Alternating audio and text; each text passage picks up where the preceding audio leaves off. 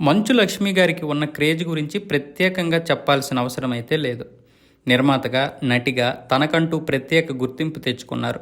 ముఖ్యంగా సోషల్ మీడియాలో సూపర్ యాక్టివ్గా ఉంటారామె. సినిమా విశేషాలతో పాటు వ్యక్తిగత విషయాలను కూడా సోషల్ మీడియా ద్వారా అభిమానులకు షేర్ చేస్తుంటారు.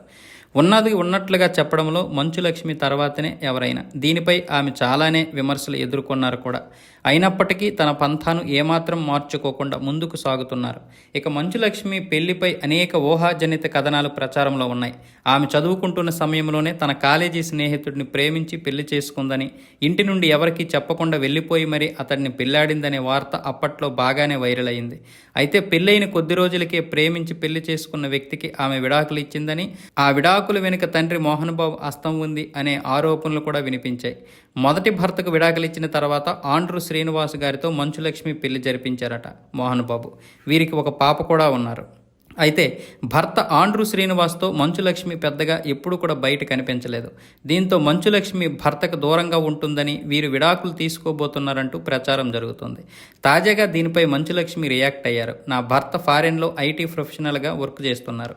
మేము మా వైవాహిక జీవితంలో ఎంతో అన్యోన్యంగానే ఉంటామని మంచులక్ష్మి తెలిపారు. మా ఇద్దరికి బాధ్యతలు ఉన్నాయని, ప్రస్తుతం నేను నా భర్తతో కలిసి ఉన్నానని, మాకు ఎలా అనిపిస్తే అలా బ్రతుకుతున్నాం. జనాలు ఏమనుకుంటారో అని ఆలోచించలేదని ఆమె తెలిపారు. తన కూతురు ఇప్పుడు భర్త దగ్గర ఉందని చెప్పుకొచ్చారు ఆమె. ప్రస్తుతం మంచులక్ష్మి చేసిన కామెంట్స్ సోషల్ మీడియాలో వైరల్ అవుతున్నాయి. నిజానికి ఆమె తన జీవితం గురించి ఎప్పుడూ కూడా బోల్డ్గానే ఉంటారు. ఎవరికి భయపడరు. ఏది చెప్పాలనుకుంటే అది చెప్తారు, ఏది చేయాలనుకుంటే అదే చేస్తారు.